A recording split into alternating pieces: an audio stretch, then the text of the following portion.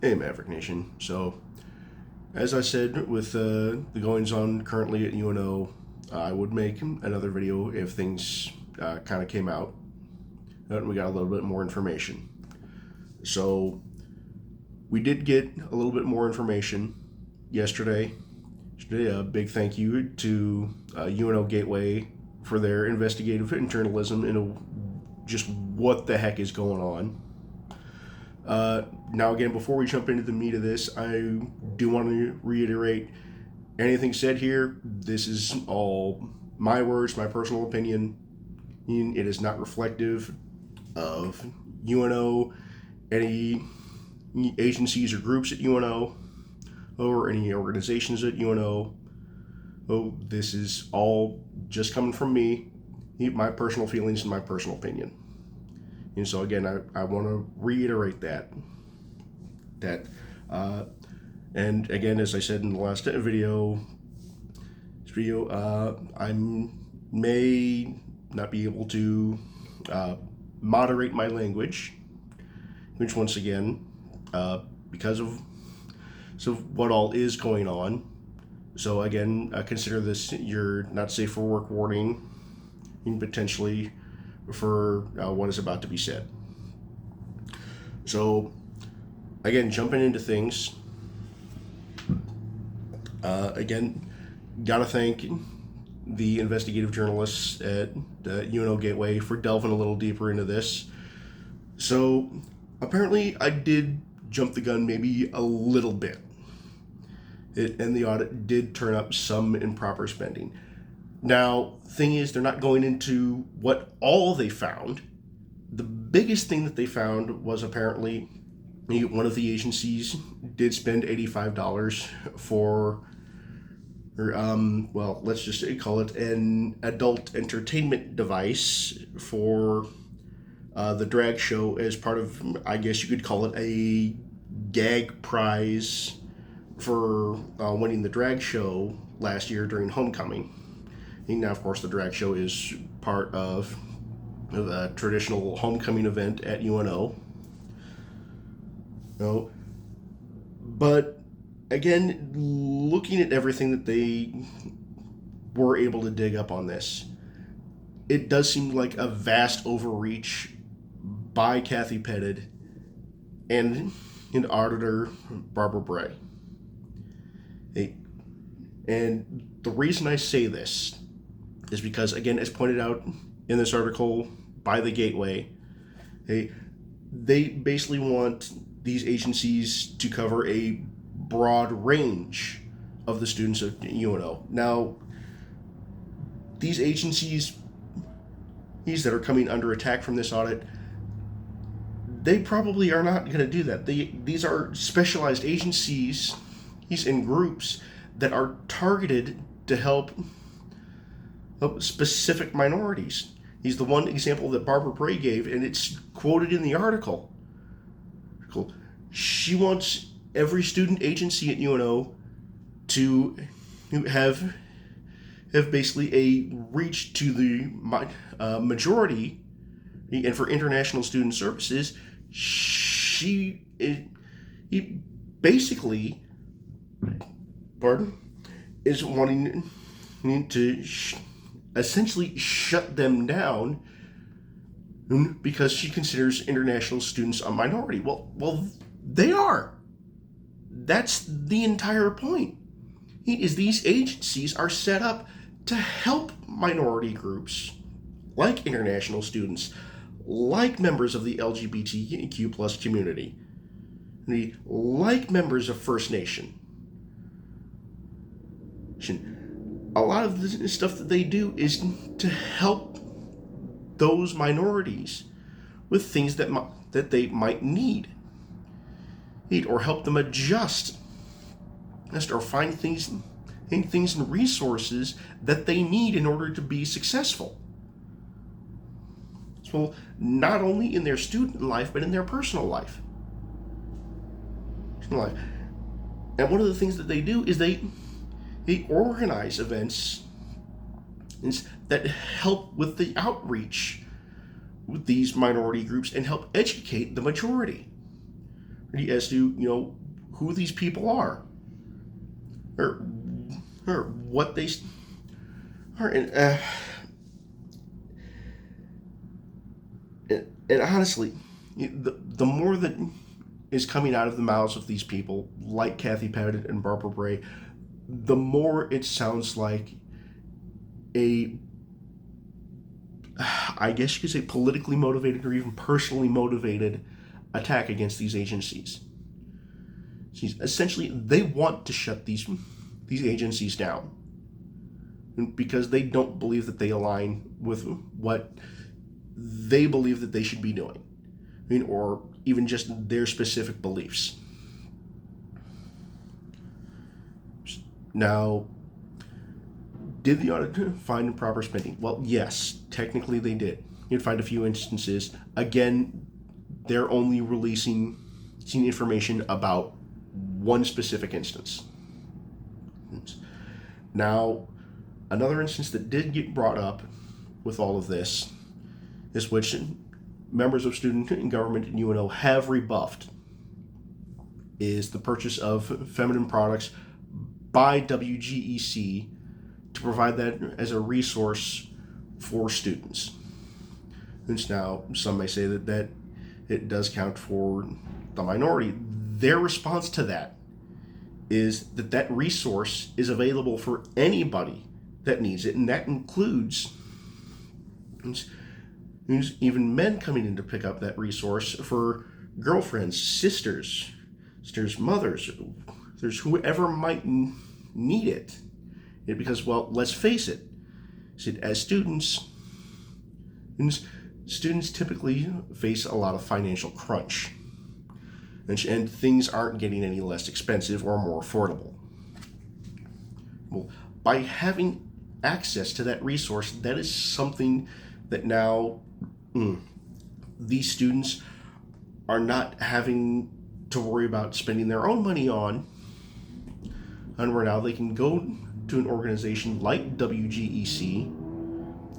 They can pick up these feminine products that they need in order to help out with their female counterparts, or if they're male, or women themselves can come and pick those up.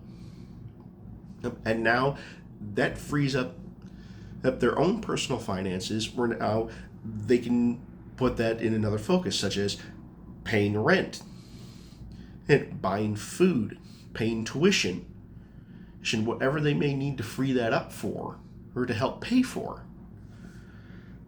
Now, again, I am still going to call for the resignation of Kathy Pettit, and right now at this point, it being that Barbara Bray, who performed the audit, is basically throwing out there that any of these agencies that don't have as she describes, by Webster's definition, a broad reach towards the student body, to essentially be defunded or basically shut down, that she also resign as well.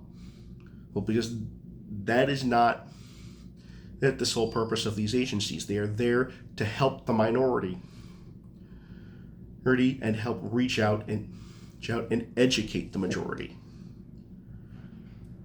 But these people want everything to touch the majority, which, let's face it, that's not what these agencies are here for. They may not be able to, as they put it, reach out and do what they want them to do in order to stay around. And honestly, I still don't know what the heck these people are thinking. Now, moving forward with everything, again, yes, the audit did find some things that were improper. But now, the question is, how do you fix that moving forward? Or, well, let's be honest, that's kind of a simple answer. Now, first off, if both student government and these agencies, as well as the administration, need to be able to come together as one, and and be able to work together to prevent these things from happening in the future. Now, again, I am still going to call for the resignation of Kathy Pettit, because something like that is going to require a trust between student government and the administration. And Kathy Pettit has caused irreparable damage to that trust, especially after what she did back in June by shutting down GSRC at the end of Pride Month. And I do not think that she is going to be able to rebuild that trust. Someone else has got to step in and reach out that olive branch to student government and these student agencies, saying, you know what, hey, these things may have been found, but let's work together to make things better for everybody. Everybody, that includes the majority and the minority within our student body. Now, that being said, that's also going to require some of the ideology and the standards at UNO for these agencies to be changed a little bit moving forward. Right now, for like the Nebraska system, the university system itself, that's probably going to be much, much harder to change their stances, if not next to impossible, for a lot of this. And so it's going to have to start locally at UNO in order to change a lot of this. Now, as for things like this happening, like this improper spending, my suggestion with this is forming an oversight committee made up of both members of UNO student government and a member of faculty, which reviews submissions for using I do believe the article mentioned it as Type A funds, which is basically money coming into these agencies from student fees. And reviews, okay, what are we looking to spend the money on? What is the purpose of it? Is this something appropriate for the organization, what they're wanting to spend this money on, on the outreach of it? Is this all in line with each agency's actual mission statement? And that is something that can help with preventing these kind of improper spendings in the future. Sure, but again, there has got to be that trust there between student government and the administration. And right now, it is not there.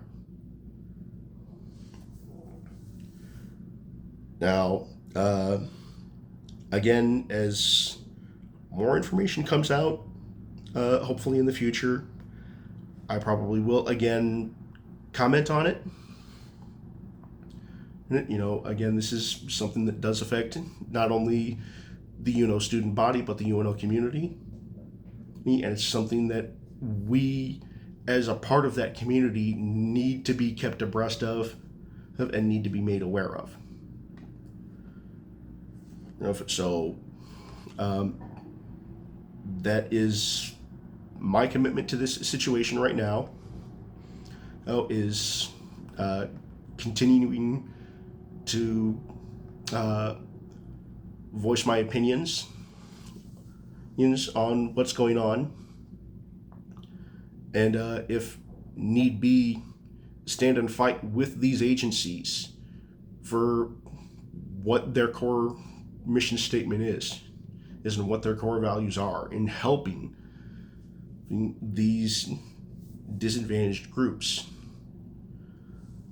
because that is community. all of us coming together as one to help each other. Now, moving on from this and getting back to kind of what this channel and what this series is meant for. Now, tomorrow, 11 o'clock, I think our women's basketball team does open the home side of their schedule with the battle for Papio Creek against College of St. Mary. Right now, again, I know that's right in the middle of the workday. Probably not going to see a whole lot of people for that. If you are able to make it out, hey, great, come out, have some, relax, have some fun, and forget about what's going on and with all of this in kind of the rest of the country for a couple hours. Or just leave your troubles behind and enjoy some good basketball. Well, again, ball as a couple of good friendly neighbors play against each other. See each other for a little while. Well, and again, it is homecoming week, so big weekend coming up. You got hockey hosting Western Michigan this Friday and Saturday, right, for our conference opener. Men's soccer Saturday 1 o'clock against Denver. Guys are going to be looking to get a little bit of momentum going for them going into the Summit League tournament.